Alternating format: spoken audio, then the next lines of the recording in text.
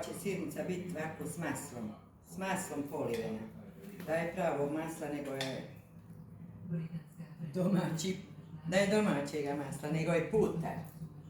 Obično. Ćemo vidjeti kako će biti. Neću ništa kraja.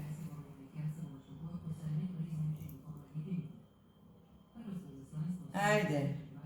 Ne, šta to sad praviš? Sirnicu miješano sa pšeničnim brašnom. Ona razvijela.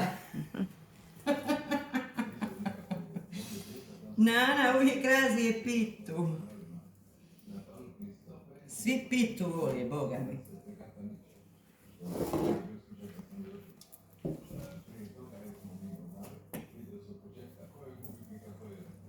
Sad će to biti. Evo, ugužit će.